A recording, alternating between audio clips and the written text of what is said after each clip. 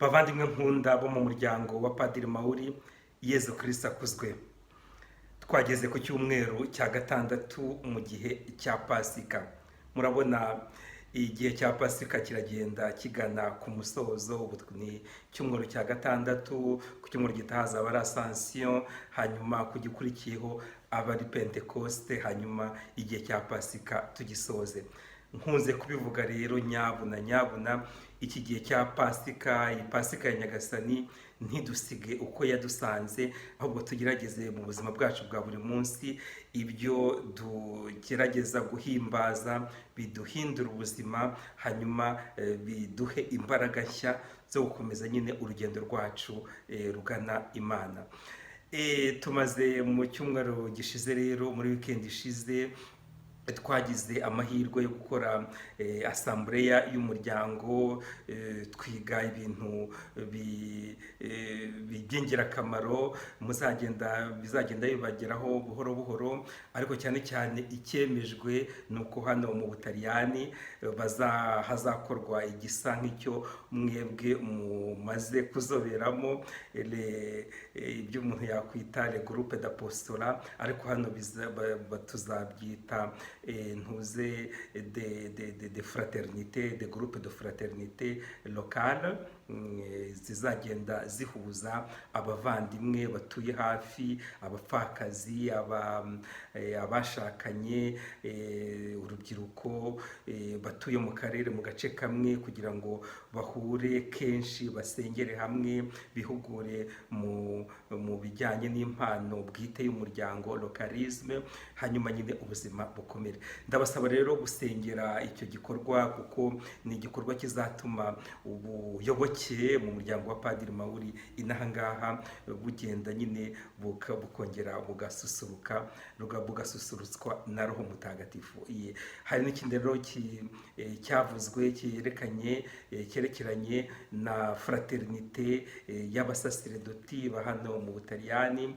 Ubwo umwepiskopi azagerageza kongera kubyutsa nyine ubwo buvandimwe bw'abasaserdoti, kubera ko Covid yaragiye nyine byose irabizambya, ariko ubu ngubu dufashijwe n'umwepiskopi n'ibyo bizongera bihagurutswe, dukomeze nyine urugendo. Kandi iyo fraternité y'abasaserdoti byanze bikunze izagirira akamaro nyine umuryango wose, atari mu Butaliyani gusa, ndetse no mu Rwanda.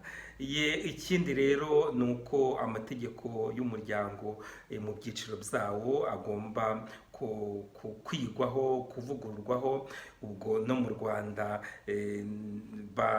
hemejwe yuko hazatangira uburyo bwo kuyigaho, kuyanonosora, hanyuma namwe mukazabimenyeshwa, mukagira icyo mubivugaho. Ni ibintu byose tugomba gukomeza tugasengera, kugira ngo Roho Mutagatifu adufashe, amurikire ababikora, kandi koko bibashe kurangira mu gihe gitoya, atari ugutegereza cyane, kuko nta gihe dufite cyo gupfusha ubusa. Ikindi rero tugomba gusengera, nicyo cya nyuma cyavuzweho muri iyo assemblée, nuko hazaba nyine za ensemble, hazatorwamo umuyobozi mushya muri Institut des Oblates. Muramuze yuko aba Oblates ari bo ba mbere, kandi ari bo bagerageza kubera abandi urugero no mu buyobozi bw'umuryango. Hazabaho rero inama nkuru mu mwaka utaha, bakazatoramo nyine n'umuyobozi mushyashya n'inama y'umuryango nshyashya. Ibi byose rero ni ibintu biri gutegurwa mu masengesho no mu bikorwa bisanzwe, kugira ngo uzatorwa azabe nyine yuzuye Roho Mutagatifu, kugira ngo ayobore umuryango abikora nyine ku buryo bwiza. bwiza. N'abapfakazi rero mu rugaga rwabo nabo mu kwezi kwa gatatu k'umwaka utaha hariyo nama nkuru izaterana, naho hakazatorwa umuyobozi mushyashya. Ibyo nabyo ni ukubisengera, kuko ubu hagiyeho ingamba ari mu ba oblate, ari no mu bapfakazi, ingamba zo gushaka uburyo ibyo ibikorwa byategurwa kandi bigategurwa buri wese yabashije kubigiramo uruhare mu mezi ari imbere, cyane cyane nyuma y'ikiruhuko cyo mu mpeshyi. Muzabona nyine namwe mugenda bababaza kugira ngo mubashe gutanga umuganda wanyu mu gutegura icyo gikorwa, ibyo bikorwa byombi. Inama nkuru izatora umuyobozi mukuru mu rwego rw'aba oblate no mu muryango wa Padiri Mauri, hanyuma no mu rugaga nyine rw'abapfakazi Esperance Vie, Amizero n'Ubuzima. Ndabasaba rero mbinyiga kugira ngo ibyo bikorwa tubisabire, kuko ntabwo ari ibikorwa by'abantu, ni ibikorwa bya Roho Mutagatifu, ni ibikorwa Roho Mutagatifu agomba kugiramo uruhare rukomeye. Tumwambaze kugira ngo kandi iyo tumuhamagaye byanze bikunze araza. Amagambo rero Imana yaduhaye kuri iki cyumweru ni amagambo meza. Burya iyo abantu bagenda hari igihe bibaho bakanatongana. Burya iyo abantu bahujwe n'urukundo rw'Imana hari ushobora kugira ngo ntibatongana, ariko hagiye bibaho bagatongana ntibabyumve kimwe. Naho rero Roho Mutagatifu arakora, abantu nyine bakabyumva kimwe, cyangwa bakabona ini solution, umwanzuro ushobora gutuma buri wese nyine abasha gukomeza urugendo rwe. Nibyo rero twabonye mu isomo rya mbere. Isomo rya mbere ubundi ryakuwe mu byanditswe mu byakozwe n'intumwa. Abambere bakiriye Yesu wazutse ni Abayahudi nyine bari bahinduwe n'icyo gikorwa cya Yesu. Ubwo rero uko umuryango w'Imana wagiye ukura, hagiye hiyongeraho n'abatari abapagani, abo icyo gihe bitwaga abapagani kuko batari Abayahudi. Hanyuma baragenda biyongera nyine ku mubare w'abari bagize Kiliziya yagendaga ivuka. Uko rero iminsi yagendaga yicuma, ni nako bagendaga nyine batangira kutabyumva. Nibwo rero biyambaje intumwa i Yerusalemu, hanyuma ikibazo bari bagize kirakemuka, hanyuma urugendo rurakomeza. Natwe rero uwagira ikibazo mu rugendo ntakazajya kihererana. Abakuru, abatuyobora babaho kugira ngo ibyo bibazo babashe kubicoca, hanyuma urugendo rw'abana b'Imana rukomeze nta nkomyi. Nta kintu, kuko tuba duhujwe n'urukundo rw'Imana, nta kintu cyatuma dutandukana cyangwa dutongana ku buryo buhoraho. Ahubwo Roho Mutagatifu aratumurikira kugira ngo tubone ingamba nshya, tubone imyanzuro mishyashya idufasha kujya gukomeza nyine urugendo buri wese yisangamo kandi akumva kuko ari mu bintu bye. Iryo ni ryo somo twigira mu isomo rya mbere ryakuwe nyine mu byakozwe n'intumwa. Mwongere musubiremo murebe icyo Petero n'intumwa baratoteranye, bajya muri assemblée, barabidiskita, noneho babaha umwanzuro bagomba gukoresha. Natwe rero nyine bitubera isomo, kandi ikintu kigomba kutuyobora igihe cyose ni ijambo ry'Imana. Mu isomo rya kabiri rero naho twabonye Yohani yerekwa, ni mu byahishuwe bya Yohani intumwa, yerekwa Yerusalemu nshya. Yerusalemu nshya, yerekwa umujyi mutagatifu, we awita Yerusalemu, umujyi mutagatifu Yerusalemu. Padiri Yuriyani aheruka mu butaka butagatifu bwa Yerusalemu, ashobora kuzabasobanurira uko uwo murwa mutagatifu umeze. Ni umurwa mutagatifu mwiza cyane. Ntabwo nabona igihe kugira ngo mbasobanurire, ariko nanjye ubwo nazakongeraho ibyanjye nkabasobanurira. Ariko uwo murwa mutagatifu urimo ibintu bibiri ngira ngo ngarukeho ubu ngubu. ngo ntabwo harimo za kiliziya za temple, no, insengero ntizirimo, kuko buri wese abasha kugera ku Mana akagera no kuri ntama wayo nta za mediation zibaye. Ni ibintu byiza cyane, kandi ngo nta muntu, ngo nta n'urundi rumuri ruhari, kuko bamurikirwa n'Imana, bakamurikirwa na ntama wayo. Ni ibintu twese tugenda tugana n'urugendo kugira ngo buri wese agere mu murwa mutagatifu. Ariko rero abantu bacunguwe na Yezu Kristu, uwo murwa mutagatifu babasha kuwantisipa, bawantisipa, bagerageza nyine gukundana, rwa rukundo Yezu Kristu yatwigishije. Iyo turushyira mu bikorwa tuba tugerageza kwantisipa, gusogongera uwo murwa mutagatifu nyine Yohani intumwa yeretswe mu byo yagiye ahishurirwa. Tugerageze rero, tugerageze tukomeze urugendo rwacu tugana nyine uwo murwa mutagatifu witwa Yerusalemu, Yerushalayim, la ville de la paix, umurwa w'amahoro. Kandi ni ya mahoro nyine Imana itanga muri Yezu Kristu tuza kumva nyine, tuza kubona no mu Ivanjili. Murabona rero ibyo byose ni impano za Pasika, nk'uko nigeze kubibabwira. Muri Pasika dusomwa ibyakozwe n'intumwa, tugasoma ibyahishuriwe Yohani intumwa, tugasoma n'Ivanjili ya Yohani. Buri wese rwose mumbabarire, muzagerageze iki gihe cya Pasika ntikirangire nibura mudasomye igitabo kimwe.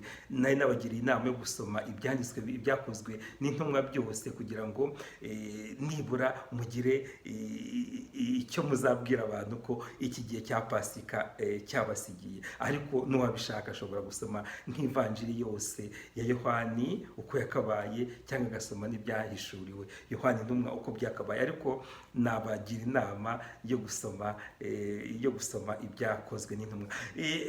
Ubwo tuzareba, nzakora sondage nyuma ya Pentekositi, ndebe ababashije gukurikiza iyo nama. Ivanjili rero nayo iratubwira ibintu byiza cyane. Yezu aganira n'abantu be, abaganiriza ibintu byiza by'akataraboneka, ababwira ngo icyerekana ko wowe unkunda, ni Yezu bivuga, nuko ushyira mu bikorwa nyine amategeko yanjye, no gushyira mu bikorwa ijambo nababwiye. Kandi Yezu yaranadufashije, ibyo yatubwiye byose byari byinshi, ariko yanaduhaye na resume dusanga nyine mu itegeko ry'urukundo. Ukunda Yezu abasha no gukunda nyine abandi, agakunda Imana, agakunda n'abandi. Ngo ukunda rero Yezu Kristo bigaragarira mu buryo akunda ijambo rye. Ijambo rye turisanga muri Bibiliya, ntahandi turisanga. Ntabwo ari bya bindi abantu bagenda berekwa hirya hino.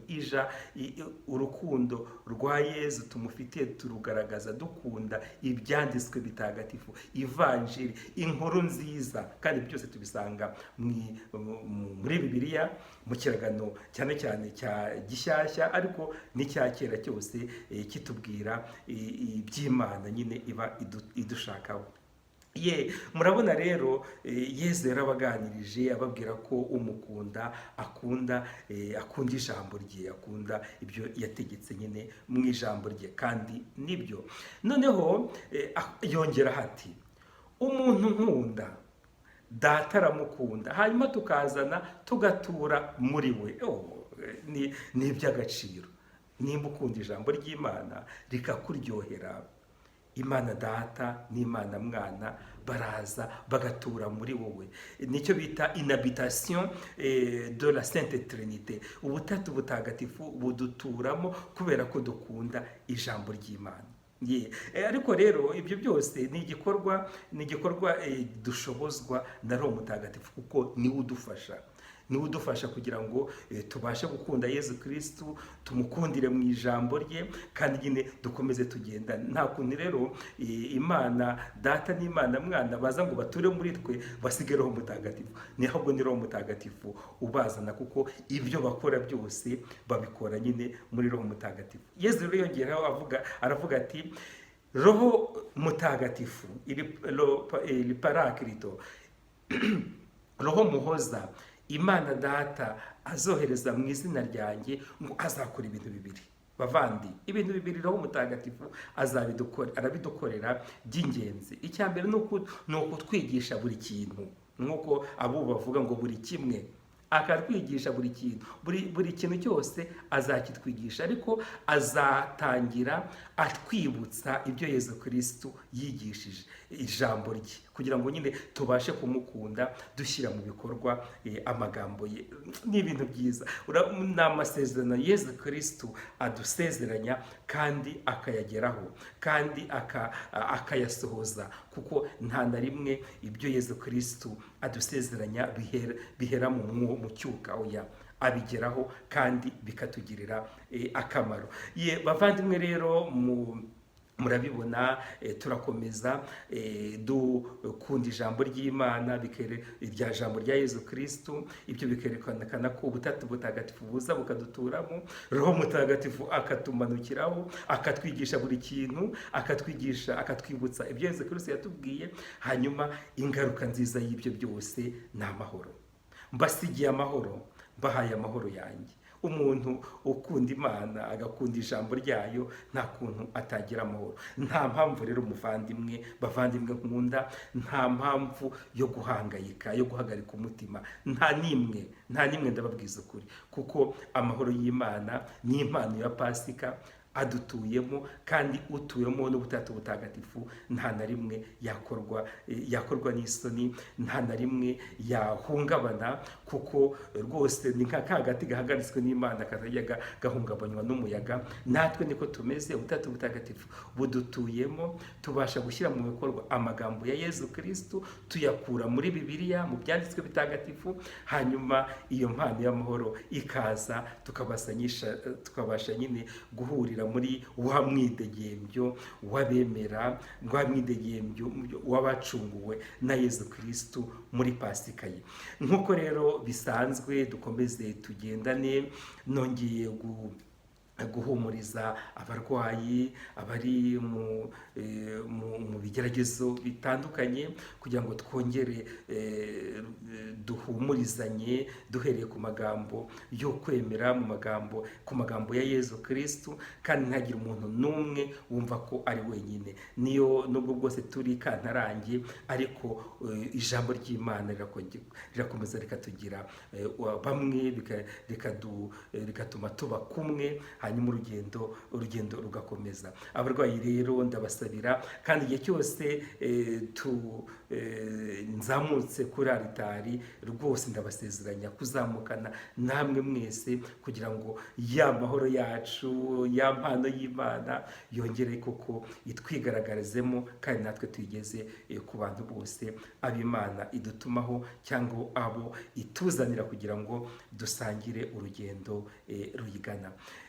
Nk'uko bisanzwe buri cyumweru nkunze kubabwira, mugende mushake amasomo y'uyu munsi, isomo rya mbere, isomo rya kabiri, zaburi yo kuzirikana, isomo rya mbere, zaburi yo kuzirikana, isomo rya kabiri, hanyuma n'ivanjiri, ariko cyane cyane twibande ku ivanjiri uko yanditswe na Yohani ku mutwe wa 14, kuva ku murongo wa 23 kuzageza ku wa 29. Ndabakunda, murabizi, kandi umugisha w'Imana uduhoreho, twiyumvemo imbaraga z'Imana, kandi koko tuzifashishe twubaka uyu muryango wa Padiri Mawuri Imana yaduhamagayemo. Ushobora byose rero nabaho umugisha, kandi abarinde Imana Data na Mwana na Roho Mutagatifu. Amen. Icyumweru cyiza bavandimwe.